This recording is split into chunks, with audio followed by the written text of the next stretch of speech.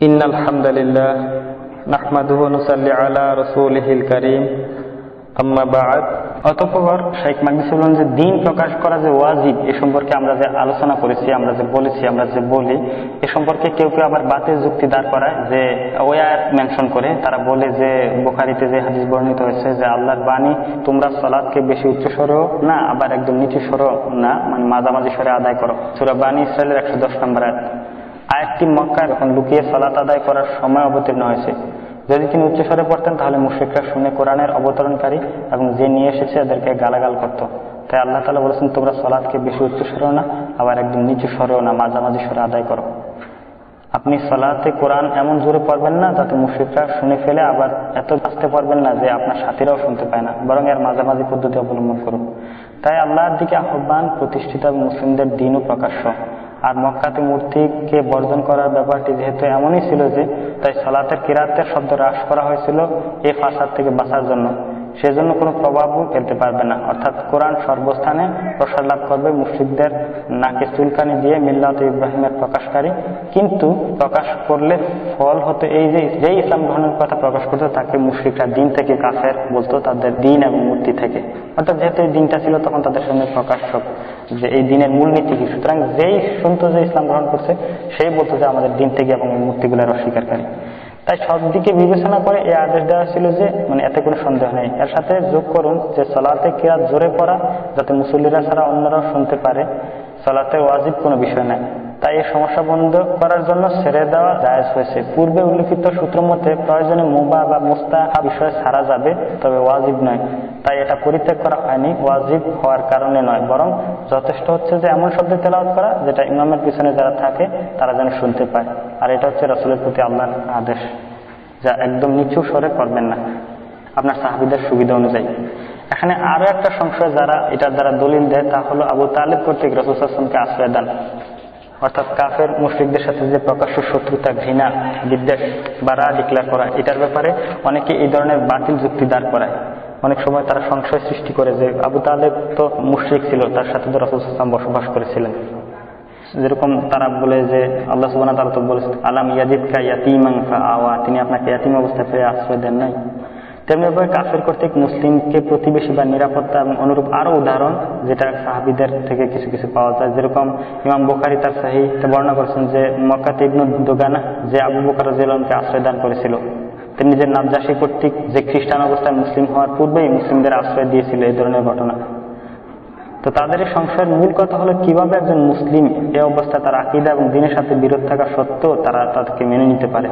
তাহলে মিল্লাত ইব্রাহিমের নীতি মুশরিকদের সাথে সম্পর্ক ছিন্ন করার যে মূল নীতি, এটা কি পরিপন্থী হলো না? আল্লাহর তৌফিক কামনা করে আর উত্তরে বলবো যে এ ধরনের ঘটনার সাথে মিল্লাত ইব্রাহিমের কোনো সংঘর্ষ নেই, এমনকি নবী রাসূলগণের দাওয়ার সাথেও। এর কারণ এমন ব্যাপক যা আমরা পূর্বে বর্ণনা করেছি দুইটা দিক থেকে। প্রথমত হচ্ছে তাদের বাতিল প্রভুদের সাথে সম্পর্ক ছিন্ন করা এবং আল্লাহ ব্যতীত যে সমস্ত তাগুতের ইবাদত করা হয় তার সাথে কুফরি করা। দুই নম্বর হচ্ছে বাতিলের উপর অটল থাকা মুশরিকদের সাথে শত্রুতা করা, যা পূর্বে আলোচনা করেছি। প্রথমটি প্রত্যেক মুসলিমের কাছে কাম্য যে তাদের বাতিল প্রভুদের সাথে সম্পর্ক ছিন্ন করা এবং আল্লাহ ব্যতীত যে সমস্ত তাগুতের ইবাদত করা হয় তার সাথে কুফরি করা। কোন প্রকার অবহেলা এবং বিলম্ব ছাড়াই এই পথের প্রথম পদক্ষেপই হচ্ছে এটা। বরং মুসলিম দলের প্রচার এবং প্রকাশ করা ওয়াজিব, যাতে করে মানুষ দাওয়ার মূলনীতি সম্পর্কে জানতে এবং প্রসিদ্ধি লাভ করে। আর দ্বিতীয়টি প্রকাশ বা ঘোষণা করবে না বাতিলের উপর অটল এবং হকপন্থীদের সাথে শত্রুতা করা ব্যতীত। যদি ওই মুশরিকরা, ওইসব বাতিলের উপাসকরা যদি এগুলার শত্রুতা করে তখন তাদের সাথে শত্রুতার ঘোষণা প্রকাশ করতে হবে। বাতিলের উপর অটল বা হকপন্থীদের সাথে শত্রুতা করা ব্যতীত এটা ঘোষণা করার প্রয়োজন নেই। যেমন আবু তালেব এমন একজন ব্যক্তি, যদিও তিনি বাতিলের উপর অটল ছিলেন তথাপিও হক এবং হকপন্থীদের শত্রুতা ঘৃণা প্রকাশ করেন নাই। মানে মুশরিকদের মধ্যে থেকে যদি এমন কেউ হয় যে মুসলিমদেরকে বিরোধিতা করে না, তাদের সাথে শত্রুতা করে না এবং যে দিনের পারলে হয়তো বা তার আত্মীয়র বন্ধন বা এইসব কারণে অনেক সময় সাহায্য করে, তার সাথে শত্রুতার ঘোষণার প্রয়োজন নাই বলছেন। বরং যেরকম আবু তালেব ছিলেন হকপন্থী এবং রাসূল সাল্লাল্লাহু আলাইহি ওয়াসাল্লামের সাহায্যকারী, যার বর্ণনা আব্বাস রাদিয়াল্লাহু আনহু বুখারী হাদিসে দিয়েছিলেন। যেমন তিনি নবী সাল্লাল্লাহু আলাইহি ওয়াসাল্লামকে বলেছেন যে আপনি আপনার চাচা থেকে কতই না উপকার পেয়েছেন, তিনি আপনাকে বিপদ আপদে বেষ্টন করে রাখতেন, সাহায্য করতেন এবং আপনাকে আপনার কল্যাণের জন্য মানুষের সাথে সম্পর্ক ছিন্ন করেছেন। যদিও আবু তালেব এটা করেছিল স্বজনপ্রীতি এবং বংশীয় বন্ধনের কারণে, পাপিষ্ট লোক দ্বারা এবং স্বজনপ্রীতির বন্ধন বংশীয় টান দ্বারা যদিও এ বন্ধন এই টান হচ্ছে মূলত বাতিলের প্রতি প্রতিষ্ঠিত, তবুও তাদের দ্বারা দিনের পৃষ্ঠপোষকতা হয়ে থাকে। এই সাহায্যকারী পাপী লোক আবু তালেব, যার হৃদায়ত এবং সত্যের আনুগত্যের আশার নিঃশ্বাস ত্যাগ করা পর্যন্ত অবশিষ্ট থাকে। অর্থাৎ এই শ্রেণীর মানুষ যারা এই দিনের বিরোধিতা করে না এবং এই দিনের প্রচার প্রসারে কোনো বিরোধিতা করে না, বরং সময় সময় হয়তো বা বিভিন্ন আত্মীয় বন্ধন বা এইসব কারণে অনেক সময় সাহায্য করে, এই শ্রেণীর মানুষের দিনে আসার যে পথ এটা খোলা থাকে। যতক্ষণ না তার থেকে শত্রুতা প্রকাশ পায় ততক্ষণ পর্যন্ত এই আশা থেকে যায় যে হয়তো বা সে দিন গ্রহণ করবে। তখন তার সাথে শত্রুতা ঘোষণা দেওয়া এটা বুদ্ধিমানের কাজ নয়, তাকে বরং এই দিনের দিকে দাওয়াত দিতে থাকা। তখন বিরোধী যোদ্ধাদের কাতারে সে না দাঁড়ায়, এবং যদি দাঁড়ায় তবু এই জন্যই দাঁড়ায় যে যাতে তার সাথীদেরকে মুসলিমদের থেকে ফিরাই রাখতে পারে। সেজন্য নবী সাল্লাল্লাহু আলাইহি ওয়াসাল্লাম কখনো তার চাচা আবু তালেবকে দাওয়াত দেওয়া হতে নিরাশ হন নাই। অর্থাৎ আবু তালেব বলতো যে আল্লাহর শপথ, যদি মাটিতে আমাকে দাফন না হওয়া পর্যন্ত এইসব কুরাইশের যে দলবল এটা তারা তোমার কোনো ক্ষতি করতে পারবে না। এবং তিনি আরো বলতেন যে তোমার উপর যে কাজ দেওয়া আছে তুমি তা প্রচার করো, এর সুসংবাদ না এবং তোমার চক্ষু শীতল করো। আল্লাহু আকবার, কিভাবে সাহায্য করছেন। এসব কিছুর পূর্বে এখানে আরেকটি বিষয় হলো প্রথমোক্তি, যা অবস্থানে সবচেয়ে গুরুত্বপূর্ণ। নবী সাল্লাল্লাহু আলাইহি ওয়াসাল্লামের চাচার এরূপ প্রতিরোধ অবস্থান গ্রহণ করা সত্ত্বেও দাওয়াতে কাজের হিসাবে বা দ্বীনি নীতির ক্ষেত্রে তিনি কোনো প্রকার নম্রতা দেখেন নাই, বরং তার চাচা তার দাওয়াত সম্পর্কে জানতেন এবং নবী সাল্লাল্লাহু আলাইহি ওয়াসাল্লাম কর্তৃক তাদের বাতিল উপাস্যের শত্রুতা এবং দুষ্টুটি বর্ণনার কথাও তিনি শুনতেন। তবু নবী সাল্লাল্লাহু আলাইহি ওয়াসাল্লামকে চাপ প্রয়োগ করার জন্য আবু তালেবের মাধ্যমে কুরাইশরা প্রয়াস চালাইছিল, যাতে তিনি দাওয়াতি কাজ থেকে বা তাদের বাতিল উপাস্যগুলোর ত্রুটি বর্ণনা করা বা এদের জ্ঞানীদের মোকাবেলা থেকে বিরত থাকেন। তখন আবু তালেব চেষ্টা করতে চাইলেন, তখন রাসূল সাল্লাল্লাহু আলাইহি ওয়াসাল্লাম কোনো প্রকার আপোষ করেন নাই, বরং তিনি দিনের কোনো বিষয় থেকে তার সেই চাচার ক্ষতির কথা ভেবে সরে যান নাই, যিনি তাকে ঘিরে রাখতেন, সাহায্য করতেন এবং আশ্রয় দিতেন। বরং তিনি তখন বলছেন যে আল্লাহর শপথ, আমাকে যে দায়িত্ব দিয়ে প্রেরণ করা হয়েছে তা আমার পক্ষে ছাড়া সম্ভব নয়। যদি কেউ মূর্খকে আগুনের একটা শিখা বানায় দেয় তবুও না, যেমন তাবারানী বা অন্যান্য বর্ণনা করছেন। তো তিনি প্রথম থেকে শেষ পর্যন্ত রাসূল সাল্লাল্লাহু আলাইহি ওয়াসাল্লাম হকের উপর অটল ছিলেন, কোনো প্রকার কম্প্রোমাইজ করেন নাই। তাকে তার কাফের চাচার প্রতি মায়া বা ভালোবাসা কোনো ব্যাপারে কম্প্রোমাইজ করতে পারে নাই বা টলাতে পারে নাই। এটা হবেই বা কিভাবে? তিনি যে আমাদের জন্য উত্তম আদর্শ এবং মহা দৃষ্টান্ত, যেটা আল্লাহ সুবহানাহু ওয়া তাআলা বলেছেন যে সূরা মুজাদালার 22 নম্বর আয়াতে, যে আপনি এমন কোন সম্প্রদায় পাবেন না যারা আল্লাহ এবং শেষ দিবসের প্রতি ঈমান আনে, যারা আল্লাহ এবং তার রাসূলের বিরোধিতা করে তাদেরকে বন্ধু বানিয়েছে, যদিও তারা তাদের পিতা, ভাই বা আত্মীয় হোক না কেন। সুতরাং রাসূল সাল্লাল্লাহু আলাইহি ওয়াসাল্লাম কিভাবে তাকে বন্ধু বানাবেন? নিশ্চয়ই রাসূল সাল্লাল্লাহু আলাইহি ওয়াসাল্লাম কোনো ব্যাপারে তাকে বন্ধু বানান নাই। কিন্তু রাসূল সাল্লাল্লাহু আলাইহি ওয়াসাল্লামের আকাঙ্ক্ষা ছিল যে তাকে হেদায়েত করা, কারণ তার থেকে দিনের অনেক সাহায্য পাওয়া গেছিল এবং নম্রতা পাওয়া গেছিল, সে দিনের ব্যাপারে সাহায্য করছিল। দিনের দিকে আনার জন্য যে আকাঙ্ক্ষা, এটা সবারই থাকবে বা এটা থাকা উচিত, এটা এক ব্যাপার। আর মায়া ভালোবাসা হচ্ছে অন্য ব্যাপার। নবী সাল্লাল্লাহু আলাইহি ওয়াসাল্লামকে তার চাচা আশ্রয় দান, রক্ষা করা এবং প্রতিরোধ করে বিপদ দূর করা সত্ত্বেও তার মৃত্যুর পর তিনি শান্তির দোয়া করতে পারেন নাই, বরং বিশেষ করে তার জন্য ক্ষমা প্রার্থনা করতে নিষেধ করা হয়েছে। এর জন্য তার প্রতি নাজিল হয়েছিল সূরা তাওবার 113 নম্বর আছে, যে নবী এবং যারা ঈমানদার তাদের উচিত না যারা মুশরিক তাদের জন্য ক্ষমা প্রার্থনা করবে।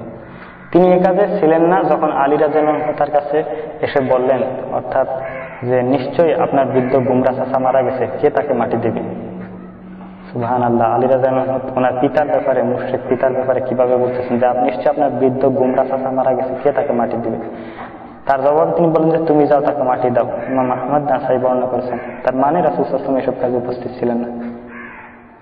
এরূপ যেরকম আমরা শুআয়ব আলাইহিস সালামের দল সম্পর্কে বলা হয়েছিল, তার শুআয়ব আলাইহিস সালাম তার সময়ের যে কাফেররা ছিল তারা এরকম বলছিল যে যদি তোমার সাথে দলটি না থাকতো, তোমার স্বজনবর্গ, তাহলে আমরা তোমার উপর পাথর বর্ষণ করতাম। সূরা হুদের 51 নম্বর আয়াত। যদিও তারা ছিল কাফের, তবুও তার স্বজনবর্গ কি করছিল? সহযোগিতা করছিল। এমনি ভাবে সালেহ আলাইহিস সালাম কাফেররা কি করতো? ভয় দেখাতো। যেটা নামলের 49 নম্বর আয়াতে আছে যে তারা বলল, তোমরা আল্লাহ শপথ করো যে রাতে তাকে এবং তার পরিবারের উপর আক্রমণ করবে এবং পরে তার ওয়ালিকে বলবে যে তার পরিবারে ধ্বংস হওয়ার সময় আমরা উপস্থিত ছিলাম না আর আমরা সত্য বলছি। এখানে একটা বিষয়ে পার্থক্য আছে যা পর্যালোচনা দরকার, তা হলো মুসলিমকে কাফেরের আশ্রয় দেওয়া, সহযোগিতা করা, বিপদ থেকে রক্ষা করা, যা কাফের নিজের গরজেই করে থাকে, যা মুসলিম নিজেকে ছোট করে তার নিকট চায় নাই, বরং এই কাজ কাফের করে থাকে আত্মীয়তা, স্বজনপ্রীতি বা অন্য কোনো কারণে, অথবা এই অবস্থার মাঝে মুসলিম নিজে কাফেরের কাছে তা চাইবে। অর্থাৎ তিনি এই দুইটা অবস্থার মধ্যে পার্থক্য করেছেন যে কাফেররা যখন তার নিজের গরজে এই ধরনের কাজ করে থাকে, যেরকম অর্থাৎ তার বংশীয় বন্ধন, আত্মীয় স্বজন, প্রীতি বা অন্য কোনো কারণে মুসলিমদেরকে সাহায্য করে থাকে, কিন্তু মুসলিম কি করতে পারবে না, তার নিজেকে ছোট করে সে কাফেরের কাছে আশ্রয় চাইতে পারবে না বা কাফের থেকে কোনো সাহায্য সহযোগিতা চাইতে পারবে না। এটা করলে তাদের এই দিনের অসম্মান বা এই অবস্থা সে অবশ্যই করতে পারবে না। তার নিজের গরজে যদি সে করে কাফের তার নিজের থেকে, এটা ভিন্ন ব্যাপার, কিন্তু মুসলিম তার কাছে তার কোনো সাহায্য বা এসব কিছুই চাইতে পারবে না। যেরকম সূক্ষ্মভাবে এই বক্তব্যের ব্যাপারে আপনি চিন্তা করুন যে তিনি পার্থক্য করছেন যুদ্ধের সময় মুশরিকদের সাহায্য কামনা করা, বা এই বিষয়ে আল্লাহ সুবহানাহু ওয়া তাআলা কি করছেন, নিষেধ করছেন ইমানদারদেরকে। সূরা আলী ইমরানের 118 নম্বর আয়াতে দেখেন যে আল্লাহ বলেছেন যে হে ইমানদারগণ, তোমরা তোমাদের স্বজাতি ছাড়া অন্য কাউকে অন্তরঙ্গ হিসেবে গ্রহণ করো না, তারা তোমাদের অমঙ্গল সাধনে কোনো ত্রুটি করে না। সূরা আল ইমরানের 118 নম্বর আয়াত। এবং মুসলিম কর্তৃক সাহায্য না চাওয়া সত্ত্বেও মুসলিম শত্রুর বিরুদ্ধে তাদের সহযোগে যুদ্ধ করার মাঝে পার্থক্য আছে। আশা করি এই বিষয়টা একদম পরিষ্কার।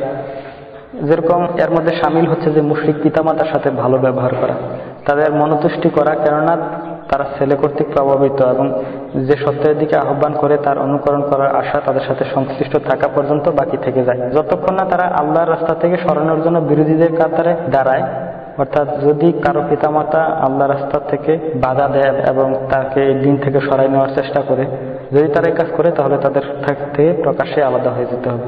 যেরকম ইব্রাহিম আলাইহিস সালাম এর কাছে যখন স্পষ্ট হয়েছিল যে তার পিতা হচ্ছে আল্লাহর দুশমন, তখন তিনি কি করছিলেন, তাদের থেকে আলাদা হয়ে গিয়েছিলেন। শুধু আলাদাই হবে না, বরং তাদের সাথে শত্রুতা এবং যুদ্ধ করবে, যেমনটি আবু উবায়দা বা অন্যান্য সাহাবীগণ বদর যুদ্ধে করেছিলেন। আর ইব্রাহিম আলাইহিস সালাম তার পিতার মন জোগানোর জন্য তাকে প্রথমে কি করছিলেন, সুন্দর এবং নম্রভাবে দাওয়াত দিতেন এবং তাদের হেদায়েত লাভের আশা প্রকাশ করতেন। শয়তানের বন্ধু হওয়ার কারণে তাকে শাস্তি দেওয়া হবে এরূপ ভয় দেখাতেন। তবুও তিনি তার কাছ থেকে যখন এরকমই হয়েছিল তখন আলাদা হয়ে গেছিলেন, যখন আল্লাহর বিরুদ্ধে তার শত্রুতা স্পষ্ট হয়ে গেছিল। সুতরাং কারো পিতামাতার থেকে যদি এরকম হয় যে সে আল্লাহর বিরুদ্ধে শত্রুতা স্পষ্ট বের হয়ে আসে এবং সে দিনের থেকে বাধা দেয়, তাদের দিনে ফিরাই নেওয়ার চেষ্টা করে, তখন কি করতে হবে, তার থেকে আলাদা হয়ে যেতে হবে পিতামাতার থেকে। তখন আর ওই জিনিস প্রযোজ্য নয় যে তার সাথে বসবাস করার ক্ষেত্রে। ইব্রাহিম আলাইহিস সালাম তার সঙ্গী সাথীদের থেকে আদর্শ গ্রহণ করার যে আহ্বান করেছেন, সেখানে আল্লাহ তাআলা ইব্রাহিম কর্তৃক তার পিতার জন্য ক্ষমা চাওয়া বিষয়টি বাদ দিতে বলেছেন। সূরা তাওবাতে মুশরিকদের জন্য ক্ষমা প্রার্থনা করতে নিষেধ করেছেন, যদিও তারা নিকটাত্মীয় হয়। এরপর ইব্রাহিম আলাইহিস সালাম সম্পর্কে বলেন যে সূরা তাওবার 114 নম্বরে যে আর ইব্রাহিম তার পিতার জন্য ক্ষমা প্রার্থনা করেছিল শুধু সেই ওয়াদার জন্য যা তিনি তার সাথে করেছিলেন। অতঃপর যখন তার কাছে স্পষ্ট হয়ে গেছিল যে সে আল্লাহর শত্রু, তখন তার থেকে তিনি আলাদা হয়ে গিয়েছিলেন। নিশ্চয়ই ইব্রাহিম ছিলেন বড় কোমল হৃদয় এবং সহনশীল। সূরা তাওবার 114 নম্বর আয়াত। এরপরে আল্লাহর বাণী যে উত্তম কোনো বিষয় ছাড়া আহলে কিতাবদের সাথে বিতর্ক করো না, এরূপ আরো স্বতন্ত্র অবস্থা বা ঘোষণা করেছেন যে তবে যারা জালেম তাদের সাথে করা যাবে। সূরা আনকাবুতের 46 নম্বর আয়াত। তেমনিভাবে নাজ্জাশী কর্তৃক মুসলিমদের নিরাপত্তা প্রদান। জাফর বিন আবু তালেবের ঘটনা আপনারা যদি পরে দেখেন, তার দিনকে প্রচার এবং ঈসা আলাইহিস সালামের প্রতি তার যে আকীদা প্রকাশে জাফর বিন আবু তালেব কি ছিলেন, দৃঢ় ছিলেন। এমন এক দিনের লোকদের সামনে যারা তাদের বিপরীত আকীদায় বিশ্বাসী, অর্থাৎ নাজ্জাশী এবং তার যে খ্রিস্টান যে সম্প্রদায়, তার সামনে জাফর বিন আবু তালেব যখন ওনাদেরকে ডাকা হয়েছিল, উনি স্পষ্টভাবে মুসলিমদের কি আকীদা কি বিশ্বাস এগুলো স্পষ্টভাবে তাদের সঙ্গে প্রচার প্রসার করেছিলেন, কোনো কিছু ভয়ভীত করেননি। নিজের এবং তার সাথীদের অবস্থা দুর্বল হওয়া সত্ত্বেও তিনি এগুলো প্রকাশ করেছিলেন। তাদের নিরাপত্তা প্রবেশ করার পরেও, অর্থাৎ এই নাজ্জাশীর তার যে রাজত্ব এর মধ্যে থাকা সত্ত্বেও, বরং নাজ্জাশীর নিকট যখন আল্লাহর ওই আয়াত পাঠ করা হয় তখন নাজ্জাশী কি করে কেঁদে ফেলেছিল এবং সে সমর্থন ব্যক্ত করেছিল এবং মুসলিমদেরকে নিরাপত্তা প্রদান করতে সম্মত হয়েছিল। তারা সবাই তাদের দ্বীন ও আকীদা অন্যদের নিকট প্রকাশ করেছিলেন। তাই নাজ্জাশী ও হাবাসার যেসব লোক ইসলাম গ্রহণ করেছিল তা মূলত আল্লাহর তৌফিক এবং সাহাবাদের নিজস্ব দ্বীন এবং আকীদা প্রসার করার কারণেই। এই সংসদ নিরসনে আপনারা শেখ মুহাম্মদ বিন আব্দুল ওয়াহাব রাহিমাহুল্লাহর লেখা আল মাওয়ারিদ আল আসাব আল জালাল এই প্রবন্ধটা পড়তে পারেন, যেখানে তিনি এই সংশয়গুলো দূর করছেন। এসবের মূল কথা হলো বাতিল পথীদের সাথে শত্রুতা, তাদের সাথে এবং তাদের বানোয়াট প্রভুদের বাতিল দিনের এবং তাদের যেসব বাতিল আইন এগুলোর সাথে সম্পর্ক ছিন্ন করা একটা বড় মূলনীতি এবং নবী রাসূলদের দাওয়াতি কাজের শক্ত স্তম্ভ খুঁটি। ইতিপূর্বে আমরা জেনেছি যে শরঈ বিধান তথা আইন কানুন ইসলামী দিনের মূলনীতি এবং বিধিমালার উপর নির্ভর করে এটা প্রমাণিত যে এটা হচ্ছে নবীদের মিল্লাত। যদি পৃথিবীবাসী সকলে একে প্রতিহত বা বাতিল করতে একত্রিত হয় তবু তারা কিছুই করতে পারবে না, আর বিরোধীরা এতে প্রমাণ খাড়া করতে পারবে না, যেমনটি আপনি দেখেছেন। এই নির্দিষ্ট কয়েকটি ক্ষেত্র ব্যতীত যা সকল উসুলিবাদ এবং পর্যবেক্ষক মোটে ব্যাপক নয়, বরং এগুলো স্ব বিষয়ে সীমাবদ্ধ অনুসরণীয়। এবং যখন প্রমাণিত হবে যে এই পদ্ধতি একটি মহকাম মূলনীতি, তাহলে এই খণ্ড দলিলের দ্বারা বিরোধিতা যে আর বিপরীত ধারণা পোষণ করে, মুতাশাবিহাত হওয়া প্রত্যাখ্যান করে, কোরআনকে কতক অংশের সাথে যা রাসূল সাল্লাল্লাহু আলাইহি ওয়াসাল্লামের হাদিসের মধ্যে সংঘর্ষ তৈরি করা ঠিক নয়। তাই সাবধান থাকুন আর সন্দেহবাদীদের সন্দেহে প্রতারিত হবেন না। এখানে আমরা একটু ব্যাখ্যা করে বলতে পারি তিনি যা বলেছেন, অর্থাৎ মিল্লাত ইব্রাহিম যে মুশরিকদের সাথে বাড়া, এই দিনের প্রচার প্রসার, তাদের সাথে স্পষ্ট ঘোষণা, এটা হচ্ছে একদম স্পষ্ট মূলনীতি, এটা হচ্ছে দিনের স্তম্ভ, এটা অসংখ্য আয়াত হাদিস এবং নবী রাসূলদের দাওয়াতি মূলনীতি সবকিছু থেকে এটা একদম সুস্পষ্ট।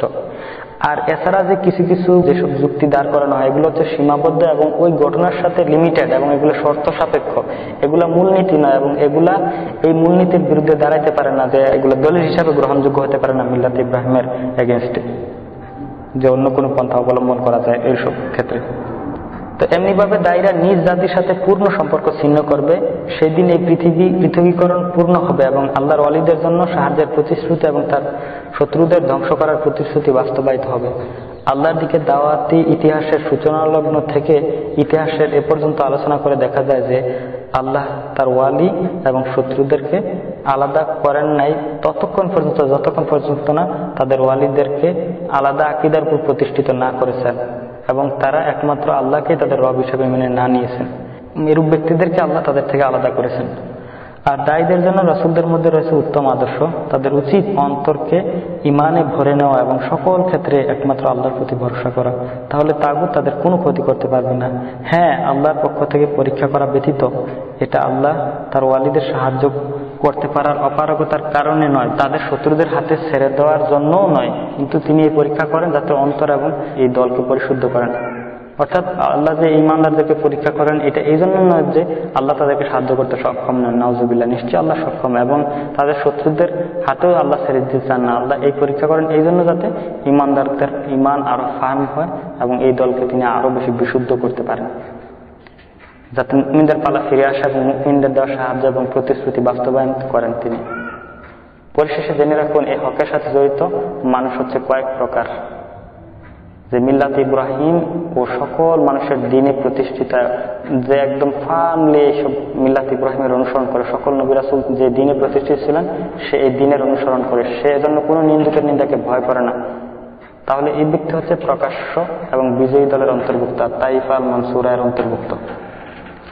অর্থাৎ যে এই দিনকে এভাবে অনুসরণ করে যেভাবে আসছে, এখানে কোনো প্রকার কমায় না এবং কোনো নিন্দুকের নিন্দাকে ভয় পায় না, সে হচ্ছে তাইফা আল মানসুরের অন্তর্ভুক্ত। সে হচ্ছে এমন সত্যের আহ্বায়ক যে মানুষের সাথে মিলেমিশে থাকে এবং তাদের দুঃখ কষ্টের ধৈর্য ধরে এবং সেই ইহ এবং পরকালে সাফল্য অর্জন করে। আল্লাহ সুবহানাহু ওয়া তাআলা সূরা ফুসসিলাতের 33 নম্বর আয়াতে বলেছেন যে তার কথার চাইতে আর কার কথা উত্তম হতে পারে, যে আল্লাহর দিকে দাওয়াত দেয় এবং সৎ কাজ করে এবং বলে আমি মুসলিম। এর অর্থ হাদিসে রয়েছে যে মুমিন মানুষের সাথে মিশে এবং তাদের অনিষ্ট এবং ক্ষয়ক্ষতিতে ধৈর্য ধারণ করে সে উত্তম। ওই প্রকার মুমিন তো টেস্টেড হবেই, পরীক্ষিত হবেই, কারণ তিনি রাসূলরা যা উপস্থাপন করেছেন তিনি সেই জিনিস উপস্থাপন করেন। সে বাতিলপন্থীদের সাথে ছাড় দিয়ে কথা বলে না, ওই মুমিন তাদের উপর নির্ভর করে না এবং তাদের সাথে শত্রুতা প্রকাশ করে, পদবি, চাকরি, কাজ, পদ্ধতি বা কোনো কিছুর জন্য সে এই পথ পরিত্যাগ করে না। তার অবস্থা এমন হবে তাকে তাদের সমাজ, বাড়িতে বসবাস করা অপরাধ মনে করবে না, বরং যে দেশে সে হিজরত করা ওয়াজিব করবে না। অর্থাৎ যে এরকম তার দিনকে প্রকাশ্যভাবে আমল করছে এবং সে দিনের দাওয়াত দিচ্ছে, দিনের প্রকাশ করেছে কোনো নবী রাসূলের অনুসরণে, তার জন্য হিজরত ওয়াজিব নয়। তার দারুল কুফর অবস্থানের যে শর্ত, যে দিনকে প্রকাশ করে অবস্থান করা, সে যদি শর্ত পূরণ করে তার জন্য হিজরত ওয়াজিব নয়। শেখ হামাদ বিন আতিক কোরআনের যে আয়াত সম্পর্কে আলোচনা করতে গিয়ে বলেন যে ক্বাদ কানাত লাকুম উসওয়াতুন হাসানাতুন ফি ইব্রাহিম ওয়াল্লাযিনা মাআহু, প্রকাশ পেল, স্পষ্ট হয়ে গেল, অর্থাৎ যারা আল্লাহর একত্বকে স্বীকার না করবে তাদের বিরুদ্ধে বিরতিহীন শত্রুতা এবং ঘৃণা শুরু হলো। আর যে ব্যক্তি আদর্শকে জ্ঞানে, কাজে এবং প্রকাশ্যে বাস্তবায়ন করবে আর দেশের লোকটা জানতে পারবে, তখন তাকে আর কোনো দেশে হিজরত করতে হবে না। আর সে যখন তার দিনকে প্রকাশকারী হবে না, তিনি বলেন যে এখানে ব্যাখ্যা করে বলেন যে সালাত, সিয়াম, হজ করার সুযোগ দিয়েই রেখেছে, তাই তার হিজরতের প্রয়োজনীয়তা শেষ হয়েছে। এই ধরনের ধারণা প্রমাণ করে যে দিন সম্পর্কে তার অজ্ঞতা এবং রাসূলদের রিসালাতের সারমর্ম উপলব্ধি করতে গাফিলতি ছাড়া কিছু। এবং এ প্রকারের মানুষ যখন তার হককে প্রকাশ করলে হত্যা বা শাস্তির হুমকি দেওয়া হয় বা হিজরত করার মতো তেমন কোনো দেশও পান না, তাহলে তার জন্য কাহবাসী পালনীয় আদর্শ, যারা দিনকে রক্ষা করার জন্য পাহাড়ে পালিয়ে গিয়েছিল। অপর আরেক প্রকার আদর্শ রয়েছে উখদুদবাসীদের মধ্যে, যারা তাদের আকীদা এবং তাওহীদের জন্য আগুনে পুড়ে শহীদ হয়েছিলেন, যারা দুর্বল হন না এবং নতিও স্বীকার করেন নাই, তারা আজিমাতের পথ বেছে নিয়েছিলেন। অপর আদর্শ রয়েছে রাসূল সাল্লাল্লাহু আলাইহি ওয়াসাল্লামের সাহাবাদের মধ্যে, যারা হিজরত করেছেন, জিহাদ যুদ্ধ হত্যা করেছেন এবং নিহত হয়েছেন। তা আপনাকে হেদায়েত এবং সাহায্য করার জন্য আল্লাহ যথেষ্ট। আবার আরো কিছু শ্রেণীর মানুষ আছে যে এমন লোক যে শুরু থেকে কম প্রভাবশালী এবং বিপদ আপদে পূর্ণ, এই দিন এভাবে সে পালন করতে পারবে না, বা সে প্রকাশ্যে কাজ করলে হয়তো দিনের কাজই করতে পারবে না, সে ভয় পায় বা প্রচার করতে পারে না, তাহলে সে তার বকরির সাথে পাহাড়ের পাদর্শে গিয়ে আল্লাহর ইবাদত করবে এবং দিন নিয়ে পালিয়ে যাবে ফিতনার ভয়ে। এখানে বিভিন্ন শ্রেণীর মানুষদের কথা তিনি বর্ণনা করতেছেন এই মিল্লাতের ব্যাপারে বা মানুষদের অবস্থা অনুযায়ী। অথবা এমন এক অক্ষম ব্যক্তি যাকে তার বাড়ি আটকে রেখেছে বিশেষ কাজের জন্য, যিনি তার বাকি সদস্যদেরকে শিরক, মুশরিক এবং আগুন থেকে, যার জ্বালানি হবে মানুষ এবং পাথর, সেখান থেকে রক্ষার কাজের চেষ্টায় নিয়োজিত আছেন। সে কাফেরদের সংস্রব থেকে দূরে থাকবে এবং তাদের থেকে মুখ ফিরিয়ে নেবে, তাদের বাতিলের প্রতি সন্তুষ্টি প্রকাশ করবে না এবং যে কোনোভাবে হোক না কেন সহযোগিতা করবে না। অবশ্যই এক্ষেত্রে তার তাওহীদকে নিরাপদ রাখতে হবে, আর অন্তর শিরক এবং মুশরিকদের প্রতি শত্রুতা এবং ঘৃণায় পরিপূর্ণ থাকবে এবং অপেক্ষায় থাকবে যে যদি বাধা দূর হয়ে যায় এবং দিন নিয়ে কিভাবে সে পালাই যেতে পারে। আর সে যদি একটু কম বিপদপূর্ণ স্থান থাকে, সেখানে সে সুযোগ খুঁজবে কিভাবে চলে যেতে পারে, যেরকম মুহাজিররা হাবশাতে হিজরত করেছিলেন। অথবা আরো এমন প্রকার লোক যে বাতিলপন্থীদের প্রতি তার সন্তুষ্টি প্রকাশ করে, তাদের বানোয়াট এবং গুমরাহির সমর্থন করে। তাহলে এ ধরনের লোকের তিনটা অবস্থা, যা শাইখ হামাদ বিন আতিক বলেছেন। যে প্রথম অবস্থা হচ্ছে, যে ব্যক্তি প্রকাশ্য ও গোপনে উভয়ভাবে কাফেরদেরকে সমর্থন করে, তাহলে সে এ ধরনের ব্যক্তি হচ্ছে কাফের এবং ইসলাম থেকে বহিষ্কৃত, চাই সে পছন্দকারী হোক না কেন, অর্থাৎ কাফেরদেরকে অপছন্দকারী হোক না কেন। যেরকম আল্লাহ বলেছেন সূরা নাহলের 106 নম্বর আয়াতে, যে ব্যক্তি কুফরিতে নিজের বক্ষ প্রসার করবে, তার উপর আল্লাহর গজব এবং মহাশক্তি দেওয়া হবে। দ্বিতীয় আরেক প্রকার লোক হচ্ছে, গোপনে তাদের সাথে মিশে এবং সমর্থন করে আর প্রকাশ্যে বিরোধিতা করে, তাহলে এই ধরনের লোক হচ্ছে কাফের এবং মুনাফিক। আর তৃতীয় আরেক প্রকার লোক আছে যে গোপনে বিরোধিতা করে কিন্তু তাদেরকে প্রকাশ্যে সমর্থন করে। এ ধরনের লোক আবার হচ্ছে দুই ধরনের। এক হচ্ছে, সে এ কাজ করে তাদের রাষ্ট্রীয় অবস্থানের কারণে মারধর করা এবং বেঁধে দেওয়ার পাশাপাশি তা না করলে তাকে হত্যার হুমকি দেওয়া হয়, তাহলে এ ধরনের পরিস্থিতি তার জন্য সে কাজ করা জায়েজ শুধু প্রকাশ্য বা তাদের সাদৃশ্যতা বজায় রাখার জন্য, তবে তার অন্তর ইমানে পূর্ণ অটল থাকবে, যেমনটা আম্মার রাদিয়াল্লাহু আনহার সাথে ঘটেছিল। আল্লাহ যেটা বলছেন সূরা নাহলের 106 নম্বর আয়াতে, যে শুধু সে ব্যতীত যদি কাউকে বাধ্য করা হয় এবং তার অন্তর ইমানের উপর অটল থাকে। শাইখ বলেন যে আমি মনে করি এ ধরনের লোকদের সর্বদা অক্ষম বা দুর্বল লোকদের মতো চেষ্টা করা উচিত, যেমন নবী সাল্লাল্লাহু আলাইহি ওয়াসাল্লামের দুর্বল সাহাবীরা সর্বদা দিন নিয়ে পালিয়ে যাওয়ার চেষ্টা করতেন এবং দোয়া করতেন। সূরা নিসার 5 নম্বর আয়াতে যেভাবে আসছে যে, হে আমাদের রব, অত্যাচারী অধিবাসীদের ভূমি থেকে আমাদেরকে বের করে নাও, আমাদের জন্য একজন অভিভাবক পাঠাও, তোমার পক্ষ থেকে আমাদের জন্য সাহায্য মঞ্জুর করো। এরপর তিনি শাইখ হামাদ বিন আতিক বলেন যে, আর দ্বিতীয় অবস্থা হলো যে গোপনে তাদের বিরোধিতা করা সত্ত্বেও প্রকাশ্যে তাদের সমর্থন করে নেতৃত্বের লোভ, সম্পদ এবং কোন দেশের নাগরিকত্ব লাভের আশায়, পরিবার অথবা এর কারণে সম্পদ যে ক্ষতি হতে পারে সে আশঙ্কায়, যদি এইসব আশঙ্কায় কেউ গোপনে বিরোধিতা করে এবং প্রকাশ্যে তাদেরকে সমর্থন করে, সে হচ্ছে মুরতাদ। গোপনে তাদের কাজকে অপছন্দ করা তার কোনো কাজে আসবে না। সে এমন ব্যক্তি যার সম্পর্কে আল্লাহ বলছেন যে তারা এমন লোক যারা পার্থিব জীবনকে পরকালের চাইতে ভালোবাসে আর আল্লাহ কাফেরদেরকে হেদায়েত করেন না। সূরা নাহলের 107 নম্বর আয়াত। তিনি বলেছেন যে তিনি কুফরির ক্ষেত্রে তাদের অজ্ঞতা বা ঘৃণা করাকে বা সম্পদের মোহকে দায়ী করেন নাই, বরং মূল কারণ হলো তাদের দুনিয়ার অংশের একটি অংশ তারা বেছে নিয়েছে, তাকে দ্বীনের উপর প্রাধান্য দিয়েছে। শাইখ বলেছেন যে এটাই হচ্ছে শাইখুল ইসলাম মুহাম্মদ বিন আব্দুল ওয়াহাব রাহিমাহুল্লাহর কথার অর্থ। আমি বলি, শাইখ মুহাম্মদ বিন আব্দুল ওয়াহাব কথার অর্থ যেদিকে ইবনে আতিক ইঙ্গিত করেছেন তার পুস্তিকা বা গ্রন্থে বহু স্থানে আছে। উদাহরণস্বরূপ বলা যায়, মাজমুয়া রিসাইল আন নাজদিয়া গ্রন্থের 42 নম্বর পৃষ্ঠায় আছে যে, জেনে রাখুন, সৎ মুসলিমকে কাফের বলার প্রমাণাদি যখন সে আল্লাহর সাথে শিরক করবে অথবা তাওহীদপন্থী হওয়া সত্ত্বেও মুশরিকদের সাথে উঠা বসা করা সমর্থন করে, তবে শিরক করে না। তার ব্যাপারে আল্লাহর কালাম এবং হাদিসে রসুল এবং আলেমদের বক্তব্য এত বেশি এসেছে যেগুলো শেষ করা যাবে না। আমি আপনাদের কাছে আল্লাহর বাণীর একটা আয়াত উল্লেখ করছি, যার তাফসীর সম্পর্কে সমস্ত তাফসীরবিদ ঐক্যমত পোষণ করেছেন। আর সে ব্যাপারটি মুসলিমের মধ্যেই যদি কোনো লোক বলে তাহলে সে কাফের হবে, চাই সে যে যুগের হোক না কেন। আল্লাহ তাআলা বলেছেন যে ঈমান আনার পরও যে আল্লাহর সাথে কুফরি করবে সে ছাড়া তাকে বাধ্য করা হয় এবং তার ঈমান অন্তরের উপর অটল থাকে। সূরা নাহলের 106 নম্বর আয়াত, তাতে আছে যে তারা পরকালের চাইতে পার্থিব জীবনকে পছন্দ করেছিল। আলেমরা সাহাবীদের উপর নাজিল হওয়া সত্ত্বেও এ ধরনের কথা বলেছেন। যেহেতু মক্কাবাসী তাদেরকে জ্বালাতন করতেন, তারা আরো বলেছেন যে যদি কোনো সাহাবী শিরকের প্রতি ঘৃণা থাকা সত্ত্বেও নিজে মুখে শিরকি কথা উচ্চারণ করত, তাদের সাথে শত্রুতা করার পরেও যদি ভয়ে বলতো, তাহলে তারা ঈমানদার হওয়ার পরও কাফের হয়ে যেত। এই কথাটি শাইখ হামাদ বিন আতিকের পূর্বে উল্লেখিত এবং সামনে শাইখ সুলাইমানের বক্তব্যের সাথে মিল আছে। এটা আরো ভয়াবহ কথা। আমি দৃঢ় বিশ্বাসের সাথে জানি সেটা যদি আমাদের কথা হতো এবং এই বিজ্ঞ ইমামের কথা না হতো, তাহলে তাকে বলা হতো যে খারেজি এবং কুফরি। অর্থাৎ শাইখ মাকদিস বলছেন যে আমাদের মতো আলেমরা যদি এর কথা বলতাম তাহলে আমাদেরকে অপবাদ দেওয়া হতো যে খারেজি এবং কুফরি।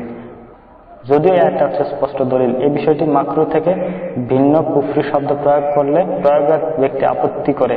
তবে আমরা এখানে এমন কত লোকের কথা বলবো যাদের সাথে রূঢ় ব্যবহার করা হয়নি, মারা বা শাস্তি দেওয়া হয়নি মুশরিকদের সাথে সামঞ্জস্যতা বা বন্ধুত্ব প্রকাশ করার জন্য। অর্থাৎ তারা নিজেরা পার্থিব জীবনের মোহ, সেটাকে ক্ষতিগ্রস্ত হওয়ার ভয়, সম্পদের ভয়, নাগরিকত্ব লাভের আশা, এসব কারণে প্ররোচিত হয়ে সে এসব পার্থিব জীবনকে বেশি প্রাধান্য দিয়েছে পরকালের চাইতে। দিন, তাওহীদ এবং আকীদার বিনিময়ে তারা পার্থিব জীবনের এসব নশ্বর জিনিসপত্র কিনে। কখনো তারা একথা বলে আড়াল করতে চায় যে তাকে বাধ্য করা হয়েছিল এবং তার প্রয়োজনীয়তার দাবি তুলে, অথচ বাস্তবে তা মোটেই এমন ছিল না।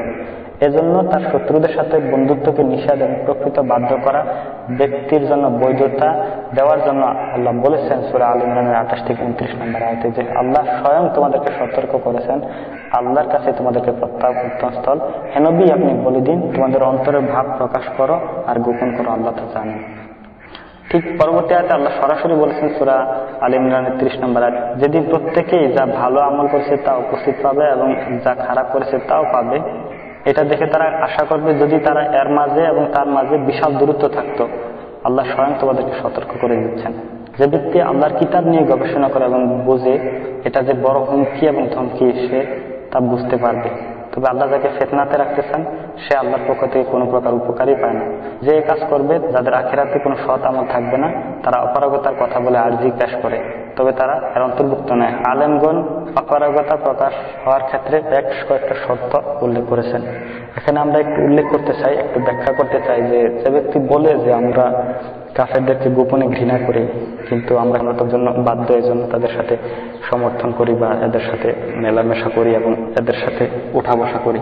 এরূপ যে বলে যে আমরা বাধ্য, আমরা ইকরার মধ্যে আছি, আমরা জবরদস্তির মধ্যে আছি, তাদের এই কথার সমর্থনে অবশ্যই দলিল প্রমাণ দ্বারা হতে হবে যে আসলে সে বাধ্য কিনা। এক্ষেত্রে সালফে সালেহিন বলেছেন যে 4টা শর্ত প্রযোজ্য আছে যে আসলে সে ব্যক্তি বাধ্য কিনা।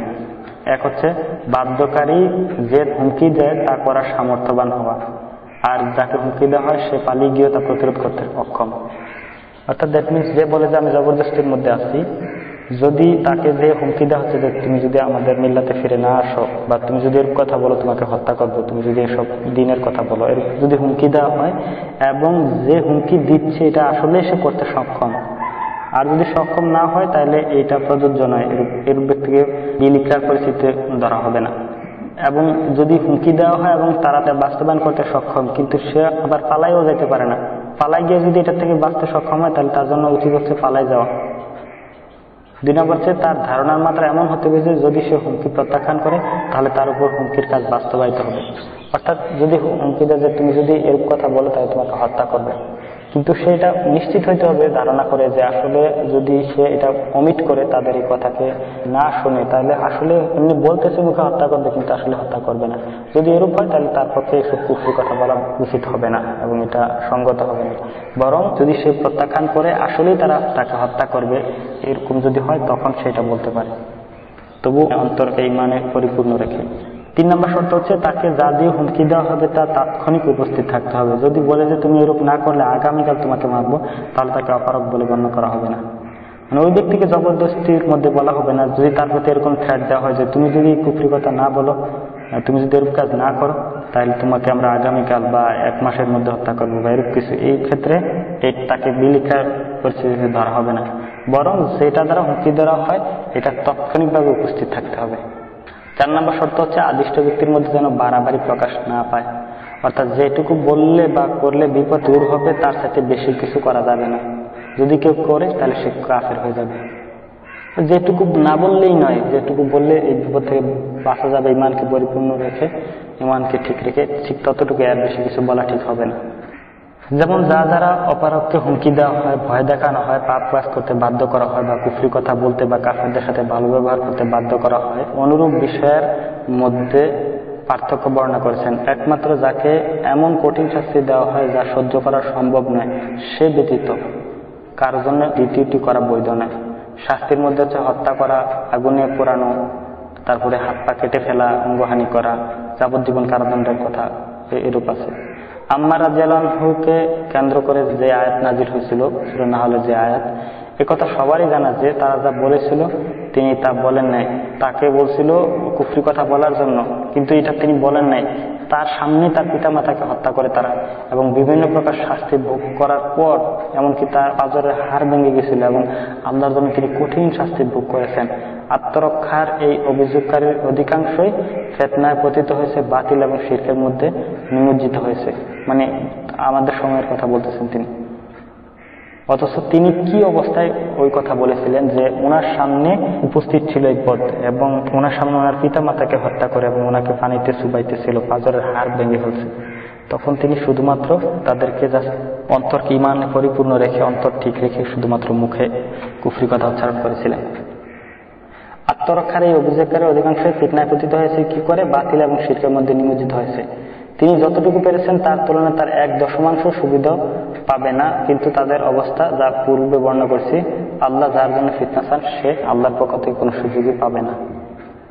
এর সাথে একথাও যোগ করুন, জ্ঞানী সম্প্রদায় কুফরি শব্দ বলতে বাধ্য করা অধ্যায় সম্পর্কে যা বলেছেন, শক্তভাবে তাওহীদকে আঁকড়ে ধরে থাকা, কষ্টের ধৈর্য দ্বারা আল্লাহর কাছে পুরস্কারের আশা করা মহত্তম কাজ এবং উত্তম। যত বিপদ আসুক এবং যত কিছু করুক, এই অবস্থায়ও সে যদি কুফরি না বলে, এটাই উত্তম। এটা হচ্ছে আজিমাত, আর ওটা হচ্ছে রুখসাত।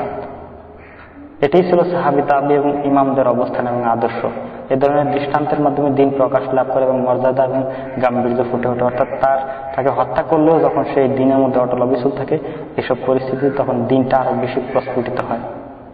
দেখুন সহিহ বুখারীতে যে ব্যক্তি প্রহার, হত্যা এবং অপমানকে কুফরির উপর বেছে নেয়, এর প্রমাণে ভুরুভুরি। এই অধ্যায়, এটা একটা অধ্যায়েরই শিরোনাম বুখারীতে, যে ব্যক্তি প্রহার মার, তারপরে হত্যা এবং অপমানকে কুফরির উপর বেছে নেয়, সে হচ্ছে ইনশাআল্লাহ উত্তম অবস্থান এবং সে হচ্ছে আজিমতের মধ্যে। তেমনি ভাবে ইমামদের অবস্থান যা হিসাব করা সম্ভব নয়। যেমন ইমাম আহমদ, যে খালকু কোরআন সম্পর্কে সৃষ্ট ফিতনা, উনি কঠিন নির্যাতনের মুখে দৃঢ় এবং অটল ছিলেন। সূরা আনকাবুতের 10 নম্বর আয়াতে আল্লাহ বলেছেন যে, আর মানুষের মধ্যে এমন লোক আছে যারা বলে আমরা আল্লাহর প্রতি ঈমান এনেছি, যখন আল্লাহর কাজ করতে তারা কষ্টে পড়েন তখন মানুষের ফিতনাকে আল্লাহর শাস্তি মনে করে। আউযুবিল্লাহ। যেমন তারা উল্লেখ করেছেন, অর্থাৎ কুফর এবং তাওহীদের মধ্যে বেছে নেওয়ার সুযোগ দেওয়ার অপারগতার পরিপন্থী। যেমন এটা হচ্ছে শুআয়ব আলাইহিস সালামের অবস্থার মতো, যখন তাকে কুফরিতে ফিরে আসা অথবা গ্রাম থেকে বের হয়ে যাওয়ার দুটির কোনো একটিকে বেছে নেওয়ার সুযোগ দেওয়া ছিল, তখন তার প্রথম অবস্থাকে কখনো বৈধ বলেন না। অর্থাৎ গ্রাম থেকে বের হয়ে যাওয়ার যদি সুযোগ থাকে তাহলে ওইটাই গ্রহণ করতে হবে। এখানে আর কোনো বিলিক্রা নাই যে যেহেতু গ্রাম থেকে বের হওয়ার থেকে বাঁচার জন্য কুফরি কথা বলা, নাউযুবিল্লাহ, এটা বৈধ না। শাইখ বলছেন যে আমরা এগুলো বিস্তারিত এজন্যই আলোচনা করছি যাতে করে আল্লাহ যাকে বুদ্ধি এবং বুঝ শক্তির নিয়ামত দান করেছেন তারা যেন বুঝতে পারেন এইগুলো, কারণ এর ব্যাপারে পরিষ্কার থাকা দরকার। আমাদের যুদ্ধে এমন লোকের সংখ্যা কম যারা এই দ্বীনের তাওহীদকে বোঝে এবং সেদিকে দাওয়াত দেয়। আজকে অধিকাংশ মানুষ রাষ্ট্রীয় এবং তাগুতীয় ধর্ম ঢুকেছে, সত্যিকার কোনো চাপ প্রয়োগ ছাড়াই তা বেছে নিয়েছে। তারা এই কাজ করে পার্থিব জীবনকে অগ্রাধিকার এবং পার্থিব সম্পদ, বাড়ি, আসবাব এবং দিন বিরোধী পদবি এবং চাকরি পাওয়ার জন্য। তারা তাওহীদ এবং ঈমানকে খরচ এবং বিক্রি করেছে নিকৃষ্ট বস্তুর বিনিময়ে। তাই আপনিও তাদের অন্তর্ভুক্ত হওয়া থেকে বেঁচে থাকুন। যদি হন তাহলে আপনি লজ্জিতদের কাতারে শামিল হবেন। এই বক্তব্য এবং অনুরূপ বিষয়গুলো ইবনে আতিক গোপনে বিরোধিতা করা সত্ত্বেও যারা প্রকাশ্যে মুশরিকদের সাথে সামঞ্জস্যতা রক্ষা করে এবং সে তাদের অধীনেও থাকে, বরং পূর্বে উল্লেখিত পার্থিব স্বার্থ হাসিল করার জন্য এ কাজ করার কারণে তাদের কাফের বলাতে অনেক লোক সে আপত্তি ও খারাপ মনে করেছিল, তাদের সে অবস্থা দূর হবে এবং তা অপারগতা বলে গণ্য হবে না। অর্থাৎ তার ভাষায় গোপনে তাদের সাথে বিরোধিতা করা সত্ত্বেও এর দ্বারাই তিনি উদ্দেশ্য করেছেন যে আল্লাহ ভালো জানেন যে এছাড়া আমরা এই অবস্থার তার প্রকৃত গোপন অবস্থা কিভাবে জানবো, যা ওয়াহী ছাড়া জানা সম্ভব নয়। যেমন ঘটেছিল হাতিম ইবনে বালতার ঘটনাতে। আর আল্লাহ তাআলা আমাদেরকে গোপন বিষয়ের দায়িত্ব দেন নাই, বরং আমরা কি দেখবো? বাহ্যিক অবস্থা দেখব। যেমন আমরা আমাদের তলোয়ার উঠাই না ওই সমস্ত লোকের উপর যারা অন্তরে নিফাক গোপন রাখে, বাহ্যিক ইসলামের সাথে ভালো সম্পর্ক প্রকাশ করে। যেহেতু তার অন্তরে নিফাক গোপন আছে, কিন্তু আমরা তো আর তার অন্তর ছিঁড়ে দেখতে পারি না। বাহ্যিকভাবে যদি সে ভালো আচরণ করে, তার অন্তরে কি আছে এটা ছিঁড়ে দেখতে আল্লাহ আমাদেরকে পাঠান নাই। বাহ্যিক আচরণের উপরে ইসলামী হুকুম প্রতিষ্ঠিত হবে। যদিও মনে করে যে সেই গোপন ইসলাম মেনে চলে, আল্লাহ তাআলা দুনিয়াতে আমাদেরকে প্রকাশ্য বিষয় দেখে বিচার করার দায়িত্ব দিয়েছেন, আর সমস্ত গোপন বিষয়ের দায়িত্ব তিনি একাই নিয়েছেন। বাহ্যিকভাবে যে কুফরি দেখাবে, কাফেরদের সাথে সামঞ্জস্য দেখাবে, কাফেরদের সাথে চলাফেরা করবে, আমরা তাকে কাফের হিসাবে গণ্য করবো, যদিও সে বলে যে আমি গোপন ইসলামকে মানি। কারণ অন্তর ছিঁড়ে দেখার জন্য আল্লাহ আমাদেরকে পাঠান নেই। বাহ্যিক আচরণের উপরে ইসলামী শরিয়ার হুকুম প্রবর্তিত হবে। যেমন বুখারী মুসলিমের ঐক্যমতে হাদিসে উম্মুল মুমিনিন আয়েশা রাদিয়াল্লাহু থেকে বর্ণিত ওই সৈন্যদল সম্পর্কে যাকে ভূমিতে ধসিয়ে দেওয়া হবে, তবে বিচক্ষণ এবং অক্ষম লোক থাকা সত্ত্বেও, অর্থাৎ হাদিসে যে এসেছে যে ভূমিকে ধসিয়ে দেওয়া হবে, ওইখানে বুদ্ধিমান এবং অক্ষম মানে অপারগ লোক থাকা সত্ত্বেও, তো দুনিয়াতে আল্লাহ তাদের সবাইকে ধ্বংস করে দিবেন, আর কিয়ামতের দিন তাদের নিয়ত অনুযায়ী পুনরুত্থান দিবসে ফায়সালা করবেন, অর্থাৎ যার যার নিয়ত অনুযায়ী। এটাই ওমর রাদিয়াল্লাহু আনহু কথার অর্থ। অর্থাৎ তিনি বলছেন যে রাসূল সাল্লাল্লাহু আলাইহি ওয়াসাল্লামের যুগে ওয়াহির মাধ্যমে মানুষকে বিচার করা হতো, আর আমরা এখন কি করব? আমরা বাহ্যিক অবস্থার উপরে ইসলামী হুকুম প্রতিষ্ঠিত করব।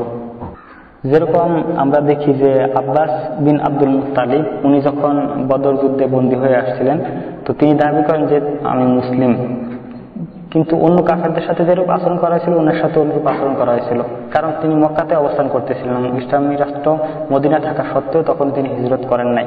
সেজন্য বাধ্যতামূলকভাবে তিনি বদর যুদ্ধে অংশগ্রহণ করার জন্য কাফেরদের সাথে বের হন, এবং কিন্তু মুসলিমদের সাথে তিনি বন্দী হন। সুতরাং ওনার যে বাহ্যিক কাজ, এটার উপরে ইসলামের আদেশ দেওয়া হয়েছিল, অর্থাৎ ওনার থেকেও মুক্তিপন্ন হয়েছিল যেরকম কাফেরদের থেকে মুক্তিপন্ন হয়েছিল।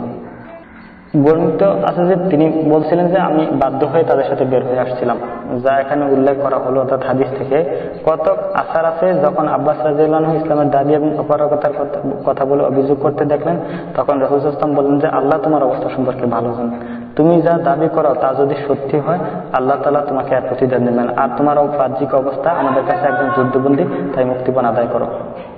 এটি বর্ণনা করেছেন ইমাম আহমদ এবং অন্য বর্ণনাকারীরা, এবং এর বর্ণনাকারী হচ্ছে নির্ভরযোগ্য।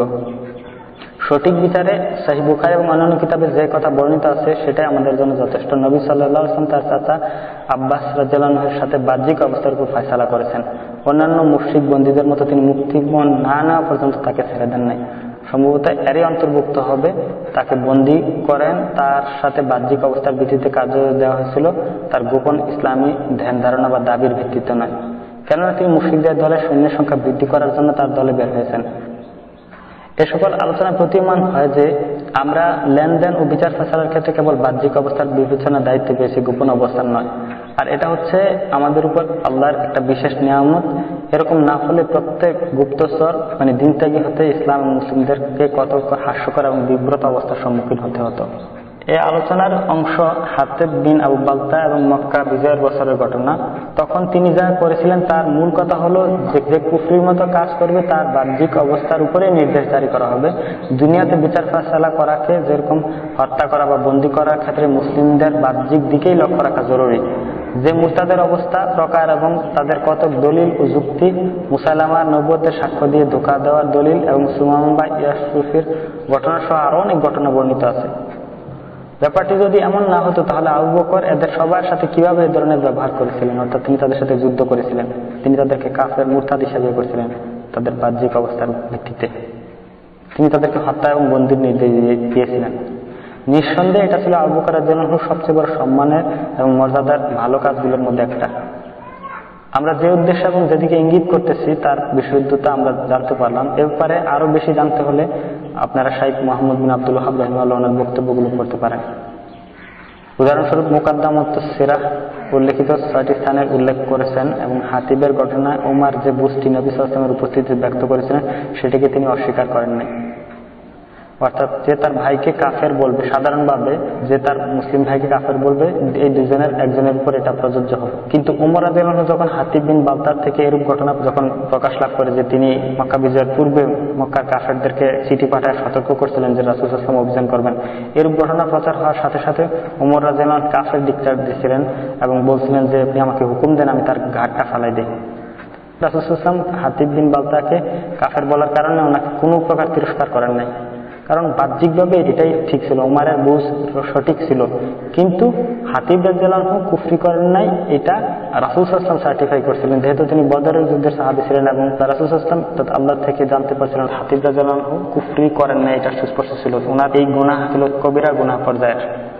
যেরকম হাতিব রাদিয়াল্লাহু আনহু বলছেন, বুখারীতে এসেছে যে আমি এই কাজ কুফরি বা মুরতাদ বা ইসলাম গ্রহণের পর কুফরির প্রতি সন্তুষ্টি প্রকাশ করে করিনি। তখন রাসূল সাল্লাল্লাহু আলাইহি ওয়াসাল্লাম তার অবস্থাকে সঠিক বললেন এবং সত্যায়ন করলেন। তৎক্ষণাৎ হাতিব কর্তৃক এ ধরনের কথা বলা স্পষ্ট দলিল যে সাহাবীগণ ও তিনি জানতেন যে এ ধরনের কাজ করা হচ্ছে কুফরি এবং দ্বীন ত্যাগ করা নামান্তর। এই কাজ যে করবে সে হচ্ছে কুফরি করবে, মুরতাদ হয়ে যাবে। আহমদ এবং আবু ইয়ালা বর্ণনা আছে যে আমি এই কাজ রাসূল সাল্লাল্লাহু আলাইহি ওয়াসাল্লামকে ধোঁকা দেওয়ার জন্য করিনি বা মুনাফিকি বশত নয়, আমি এই কথা জেনেই করেছি যে আল্লাহ তার রাসূলকে বিজয়ী করবেন এবং তার নূরকে পূর্ণাঙ্গ করবেন। তাদের অপর বর্ণনা আছে, তিনি বলছেন যে হে আল্লাহ রাসূল, আল্লাহর শপথ আমার অন্তর থেকে ঈমান বিকৃত হয়ে যায় নাই। এবং বুখারীতে বর্ণিত রাসূল সাল্লাল্লাহু আলাইহি ওয়াসাল্লামের কথা নিয়ে চিন্তা করে দেখুন যে সে তোমাদের কাছে সত্য বলেছে, অর্থাৎ রাসূল সাল্লাল্লাহু আলাইহি ওয়াসাল্লাম ওনার কথাকে সত্যায়ন করছিলেন। এই বদরী সাহাবী, তিনি ছিলেন বদরী সাহাবী, নবী সাল্লাল্লাহু আলাইহি ওয়াসাল্লাম বিশেষায়িত এবং নির্দোষ ঘোষণা করেছেন এবং তার গোপনীয় এবং লুকানো সত্যের সাক্ষ্য দিয়েছেন যে সে যে কাজ করছে সে কুফরি বা দ্বীন ত্যাগ করার জন্য করে নাই, বরং এটা ছিল তার কবিরা গুনাহ যা বদরী যুদ্ধ হওয়ার কারণে ক্ষমা হয়ে গেছে। তাহলে বর্তমান যুগের কাফেরদের বন্ধুদের অবস্থা কি হতে পারে যারা হাতিবের কাহিনী নিয়ে মাতামাতি করে? তাহলে তাদের মধ্যে আজ পৃথিবীতে বদরী যুদ্ধে বেঁচে আছেন নাউজুবিল্লাহ, যার অন্তরের খবর সম্পর্কে আল্লাহ তাআলা জানেন, তাই এক কবিরা গুনাহ বলে গণ্য করবেন। এজন্য লজ্জিত হবে এবং তার পরবর্তীতে তার অপরাধ শেষ হয়ে যাবে। আমরা তাদেরকে একথা জিজ্ঞেস করতে পারি না যতক্ষণ না জানতে পারবো তাদের গোপনীয় অবস্থা সত্য এবং তারা এই কাজ দ্বীন ত্যাগ বা কুফরি করার জন্য করে নাই। ওহী বন্ধ হওয়ার পর আমরা কি করে জানবো? কারণ রাসূল সাল্লাল্লাহু আলাইহি ওয়াসাল্লামের সময় ওহী নাযিল ছিল, তখন তিনি ওহীর মাধ্যমে আল্লাহ থেকে সত্য জানতেন এবং করতেন। সুতরাং আমরা এখন গোপন অবস্থা কিভাবে বিবেচনা করব? আমাদের কাজ হচ্ছে বাহ্যিকভাবে হুকুম প্রয়োগ করা, আর গোপন অবস্থার ব্যাপারে আল্লাহই সাক্ষী এবং আল্লাহ এটা বিচার করবেন। কুফরি হওয়ার ক্ষেত্রে এটাই হলো প্রধান প্রতিবন্ধক। তবে প্রকাশ্য অবস্থার বিপরীত, অর্থাৎ ওহী বন্ধ হওয়ার পর এর দায়িত্ব আমরা পাইনি, এজন্য যে ব্যক্তি কাফেরের সাথে সামঞ্জস্যতা বন্ধুত্ব প্রকাশ করবে তার বাহ্যিক অবস্থা বিবেচনা করে আমরা তাকে কাফের ফতোয়া দিব। যেমন পূর্বে বলা হয়েছে গোপন বিষয়ের দায়িত্ব আল্লাহ নিয়েছেন। যদি নিয়াত ভালোই থাকে তাহলে আল্লাহ তাকে পুনরুত্থানের পর পুরস্কৃত করবেন। অর্থাৎ যদি সে কবিরা গুনাহগার কিন্তু সে তার বাহ্যিক আমলের কারণে কুফরি ফতোয়া তার উপর জারি হয় এবং তাকে হত্যা করা হয়, তাহলে হয়তো পুনরুত্থান দিবসে সে যদি মুসলিম হয় কিন্তু গুনাহগার হয়, এটা আল্লাহ পুরস্কৃত করবেন। কিন্তু আমাদের জন্য হুকুম হচ্ছে আমরা বাহ্যিক অবস্থার উপরে বিবেচনা করব।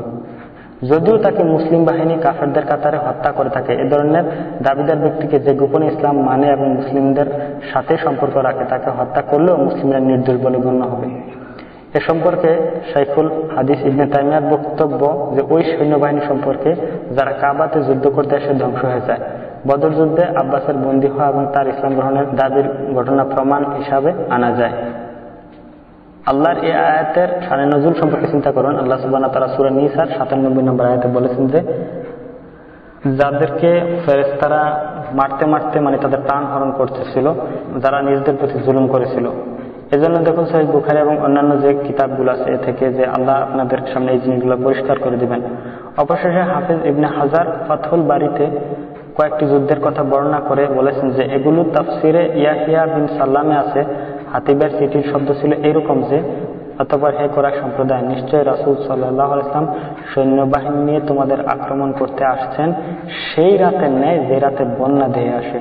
আল্লাহ শপথ, তিনি একাই আসেন তাহলে আল্লাহ সাহায্য পাবেন এবং তাকে দেওয়া প্রতিশ্রুতি তিনি বাস্তবায়ন করবেন। তোমরা তোমাদের বাঁচার পথ খোঁজো, তোমাদের প্রতি সালাম রইল। সুহাইলির বর্ণনা করেছেন। আমি বলবো, ইবনে হাজার বলছেন যে যদি কোনো বিবেকবান ব্যক্তি চিন্তা করেন তাহলে তার নিকট হাতিবের এই চিঠিতে নবী সাল্লাল্লাহু আলাইহি ওয়াসাল্লামের প্রতি আল্লাহর সাহায্য আসার ব্যাপারে যে দৃঢ় বিশ্বাস এবং তার অবস্থাকে মর্যাদা এবং বড় করে তুলে ধরার কথাই প্রতীয়মান হয়। এ সত্ত্বেও আল্লাহ তার এই কাজের জন্য এই আয়াতগুলো অবতীর্ণ করেন, যা পরে ইমানদারদের শরীর থরথর করে কেঁপে ওঠে।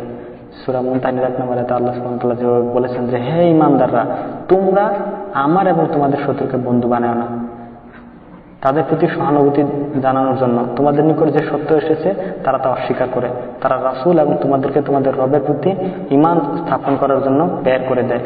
যদি তোমরা আল্লাহর প্রতি জিহাদ করতে বের হও এবং আমার সন্তুষ্টি অন্বেষণ করো, তাহলে তাদের প্রতি সহানুভূতি প্রকাশ করো না। তোমরা যা প্রকাশ করো ও যা গোপন করো আমি তা জানি।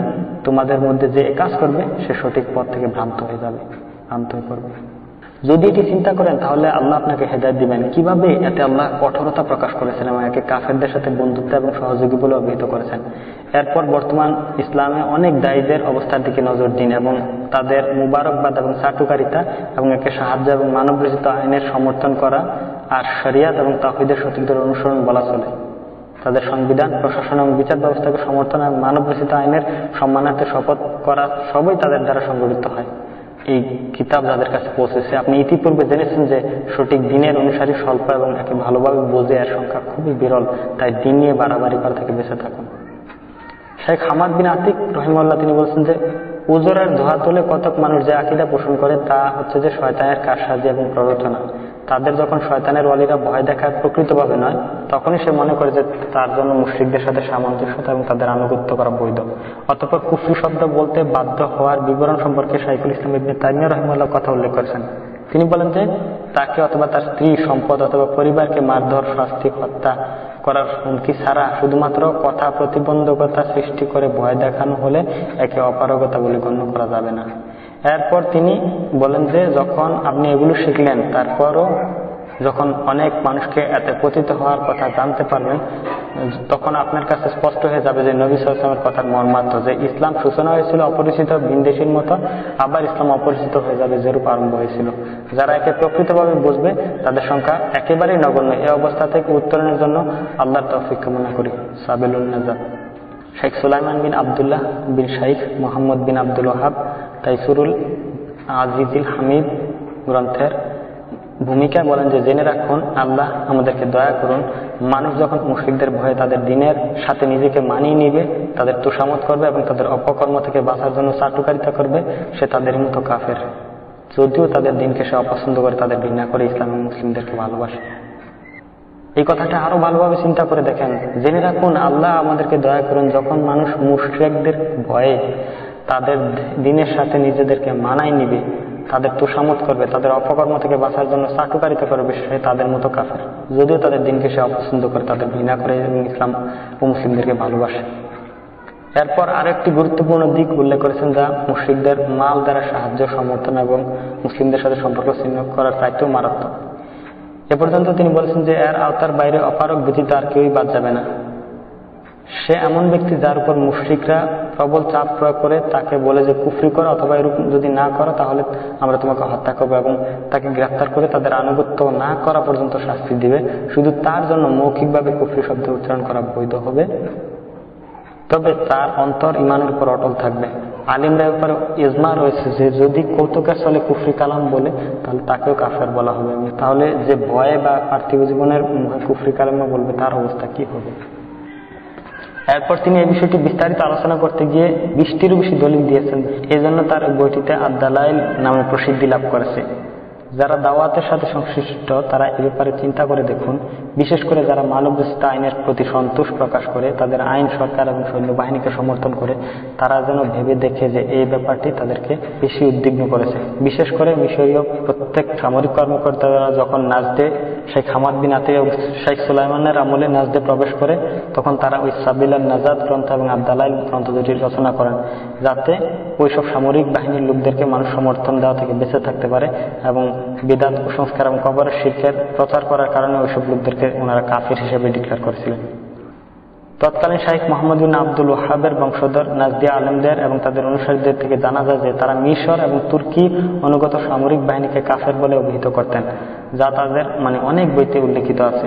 বরং তাদের যারা সমর্থন করত অথবা আনুগত্যে প্রবেশ এবং তাদের কাজে সন্তোষ প্রকাশ করত বা অন্তরে মুমিনদের বাদ দিয়ে কাফেরদেরকে বন্ধুরূপে গ্রহণ করত, তাদেরকে কাফের বলতেন।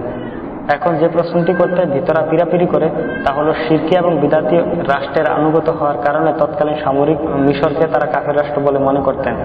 তখন সেখানে বর্তমানের চাইতেও বেশি মুসলিম ছিল যে তাদের সমর্থন করতে, ভালোবাসত এবং তা প্রকাশ করতে পছন্দ করত। তাদের বিরুদ্ধে যদি তারা এ ধরনের লিখে পড়তে পারেন, তাহলে আর বর্তমান যুগের এসব যে মানব রচিত তাগুতি আইন দ্বারা যারা এ করতেছে তাদের অবস্থা কি? যারা বাড়ি, ব্যাংক, চেক অ্যাকাউন্ট, চাকরি বা এসব কিছুর সমর্থনে, এসব কিছুর জন্য যারা এসব কুফরিকে সমর্থন করবে, এদেরকে সমর্থন দিবে, তাদের অবস্থা হচ্ছে আরো ভয়াবহ।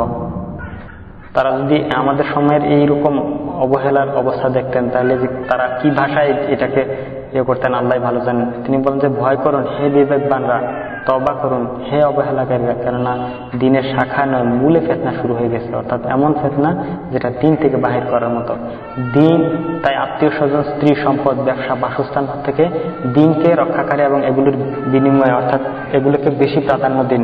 এসব পার্থিব জিনিস যেন আপনাকে দিন থেকে সরিয়ে না দেয়।